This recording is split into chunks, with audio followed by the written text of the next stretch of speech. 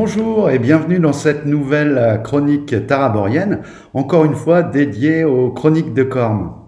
Alors après avoir fait un petit peu une présentation somme toute sommaire mais exhaustive de l'univers de jeu, maintenant la question qu'on se pose c'est bon, on joue quoi et comment?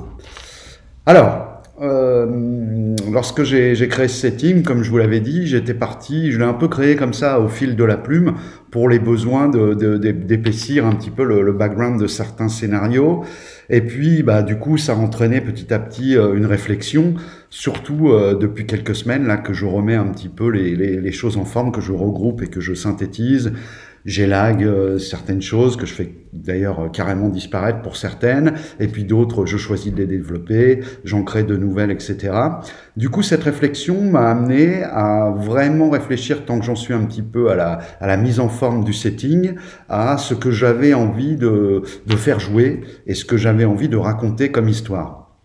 Alors, là encore, par rapport à ce que j'ai eu l'occasion de maîtriser, j'ai voulu éviter un schéma qui fonctionne très bien, mais qui je trouve est un peu trop systématique, surtout dans le médiéval fantastique, à savoir une espèce de clonage de la communauté de l'anneau. Alors bon, bien sûr, il ne s'agit pas à chaque fois d'aller détruire un anneau, mais j'entends par là qu'on a une troupe plutôt du bon côté de la force, et qui va lutter face à un péril de grande échelle, souvent qui met en jeu pas mal de choses dans l'univers, et ou un grand méchant, voilà. Et bon, ça fonctionne très très bien, mais c'est un petit peu limitatif, je trouve, par rapport aux histoires qu'on peut avoir envie de raconter. Donc ça, c'est le premier point de réflexion que je me suis fait. Le second, c'est de me dire également que, bon, dans le cadre des campagnes, ce qui se passe bien souvent, hélas, c'est que les campagnes sont très longues. Alors quand j'entends très longues, bon, moi je prends pour référence, soyons clairs, les Adventure Path de Pathfinder, qui pour moi sont relativement, pour les meilleures d'entre elles, inégalées à ce jour. Quel que soit le jeu et l'éditeur, en tout cas en Medfan et dans la modeste partie, dans le modeste ensemble des jeux que je connais et que j'ai eu l'occasion de pratiquer, ou des campagnes que j'ai pu lire. Le souci, c'est que généralement, une campagne va être sur une thématique assez forte. Alors ça, c'est super en termes d'immersion. Je vais prendre un exemple pour que vous voyez mieux de quoi je parle. Si on prend par exemple Skulls and Shackles, c'est une campagne de piraterie.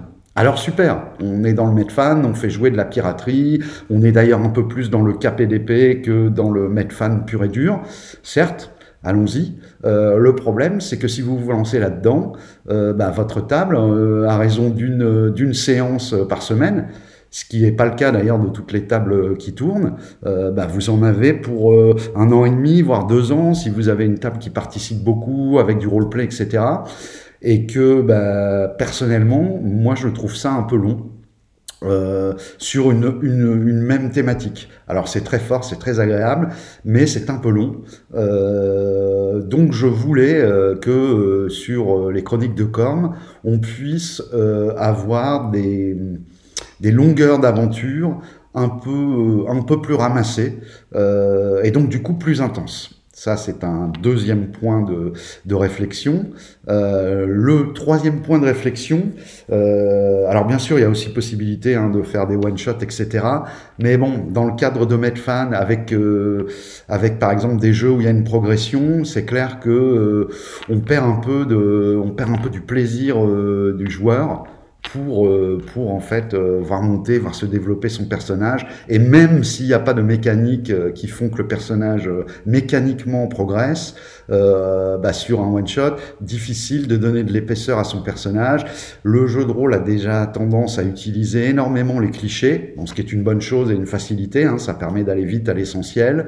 En one shot là, on est vraiment trop souvent à mon goût sur du personnage jetable, et du coup du cliché voilà, c'est un peu contraignant, je trouve. Il n'y a pas la liberté, il n'y a pas l'investissement du coup des joueurs. C'est beaucoup plus difficile pour les joueurs, je trouve, d'investir leur personnage. Là, on est vraiment dans les one-shots centrés sur le scénario. Le scénario, alors ça peut être très bien hein, de temps à autre, mais dans le cadre de campagne, je trouve que ça fonctionne moins bien. Donc, troisième chose, c'est de pouvoir faire varier les thématiques. Et également faire varier les thématiques au sein d'une même campagne. Bon, ça c'est pas souvent le cas hein, dans les Adventure Path de la V1 de Pathfinder. Ils choisissaient une nation. Souvent cette nation avait un background culturel qui vous plongeait dans un type bien précis d'intrigue, d'atmosphère, d'ambiance, et vous n'en sortiez rarement en fait dans l'aventure. On restait tout le temps un peu sur les mêmes tropes. Donc voilà. Donc moi j'ai envie de proposer quelque chose d'un peu plus large et aussi d'un peu plus dynamique, enfin attrayant pour les joueurs, qui soient pas au bout de 7-8 séances de jeu dans la même campagne. Bon bah voilà, maintenant ils ont un peu découvert l'ambiance, le truc, et on est un peu sur des rails. Et c'est pas génial, je trouve qu'au bout d'un moment la dynamique s'essouffle. D'ailleurs la plupart des campagnes n'arrivent pas à leur terme parce qu'il y a ce problème de dynamique qui est lié à d'autres causes également hein. C'est aussi des fois tout simplement les joueurs qui n'arrivent pas à trouver des dates pour se réunir, voilà, ça peut être des choses très, très triviales comme ça, mais il y a souvent aussi un essoufflement dans l'intrigue. Et parce qu'il n'y a pas de renouvellement, on va être par exemple dans une intrigue où on est à lutter contre du mort-vivant, et du coup voilà, c'est posé, c'est du mort-vivant, voilà, ça a du mal un peu à se renouveler. Donc je vais essayer d'être attentif à ça, à essayer de proposer autre chose. Et la deuxième grande question, c'est comment. Alors par là, j'entends tout simplement, au-delà du casting des joueurs, pour être sûr d'être à peu près sur les mêmes pratiques de JDR, également comment on va motoriser en fait tout simplement la campagne, parce que moi je pense que c'est très important. On n'a pas du tout les mêmes ambiances de jeu, on n'a pas le même rendu. Du coup, l'histoire peut être la même selon le système qu'on va utiliser. On va pas nécessairement, si on veut que ça fonctionne vraiment bien, de manière fluide et intéressante pour toute la table, on va pas nécessairement utiliser les mêmes artifices en tant que maître de jeu. Alors à partir de là, bon bah j'avais beaucoup de choix. Hein. Il y a beaucoup de jeux Medfan où avec un petit peu d'ajustement, l'univers les Terres d'Éode pouvait être motorisé avec en fait. Je pense notamment à des jeux comme la nouvelle édition de RuneQuest, ou bien que j'ai pas encore testé, mais qui me semble être dans la continuité de la V6, et donc je pense que je vais être relativement client, ou bien le jeu de The Design Mechanism, qui était en fait le RuneQuest V6, mais qui a changé de nom pour voilà des histoires d'ayant droit, etc. Ça aurait pu se faire avec du bon vieux Donge, quelle que soit l'édition, de l'Advanced jusqu'à la V5. Jusqu'à la V5 de D&D, qui a le mérite de fonctionner. Bon, ça fait le taf. Voilà. Ça aurait pu être également, à une époque, j'avais pensé à des jeux un peu old school, pour justement amener autre chose autour de la table, une autre ambiance, avec plus de participation de la part des joueurs que des personnages, puisque moins de mécanique. Donc moi, ça c'est des choses qui me parlent, j'aime bien, et je pense que mes joueurs auraient été peut-être friands de cela aussi. Donc je pensais à Astonishing Sorcerers of Hyperborea, ou Hyperborea, je ne sais jamais comment on dit. Peu importe, vous avez compris. C'est un très bon jeu, old school, qui reste tout à fait dans la veine de D&D, avec des petits points de règle vraiment très très bons. Il y a un Australien également, le nom m'échappe, je ferai une petite recherche et je le mettrai dans la définition de la vidéo, qui a sorti un jeu aussi old school, très intéressant. D'ailleurs, vous pourrez aller voir sur sa page YouTube, il y a des vidéos où il explique un peu les mécaniques de jeu, et ça donne lieu à des choses vraiment intéressantes en combat. Et puis finalement, je me suis laissé porter, j'ai décidé de me laisser porter, et c'est souvent une bonne chose, par mes envies du moment. Là, en ce moment, j'ai la tête pas mal dans Pathfinder 2, la nouvelle édition.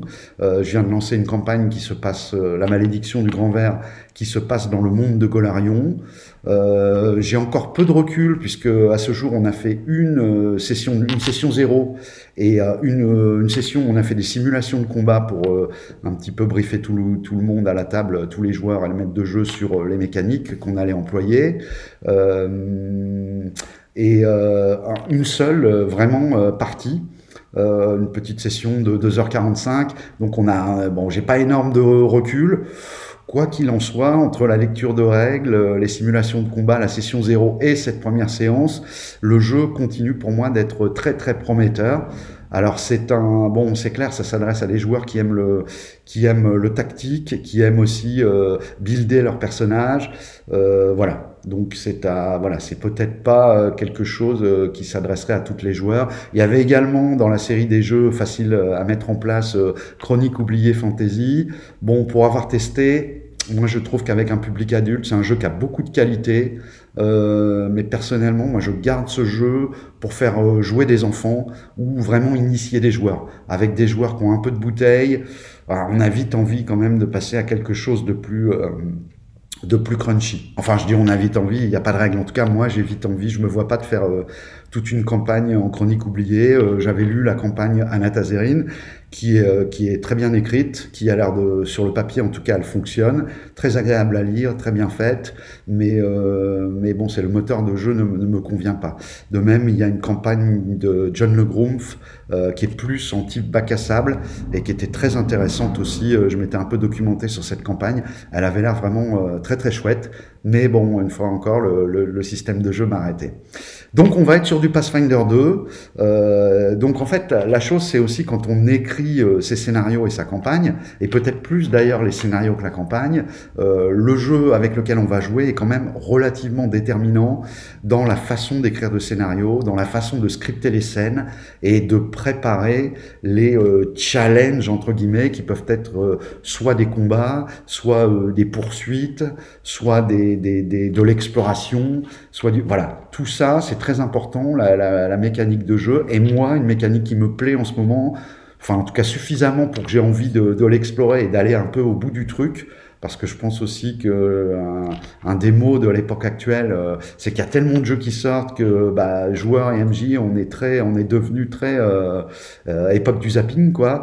Et bien des fois, on pousse pas le truc sur un jeu. Allez, on joue 2 fois à ce jeu-là et puis on change de jeu. Alors c'est agréable parce qu'il y a ce renouvellement. Et en même temps, moi j'aime bien le côté old school, encore une fois, de je joue à un jeu et je m'investis dans la connaissance des règles, c'est-à-dire les connaître, les maîtriser, comprendre pourquoi les règles ont été faites comme ça, c'est-à-dire comprendre la logique qu'il y a derrière, et surtout quand on est maître de jeu et qu'on rédige ses aventures, ça me semble être quand même un facteur déterminant super important. Quoi qu'il en soit, donc vous l'avez compris, je vais proposer des scénarios dans cette playlist des Chroniques de Corme. Alors j'ai déjà une petite idée pour un premier scénario one shot, je suis en train de travailler dessus, et je pense que je ferai un focus dans une vidéo très prochainement sur ce scénario. Voilà, écoutez, j'espère que cette vidéo vous a plu. N'hésitez pas à liker, à partager, éventuellement à soutenir la chaîne si vous voulez que je puisse débloquer du temps pour produire un peu plus de contenu. Et je vous dis à très bientôt pour une prochaine vidéo. Au revoir.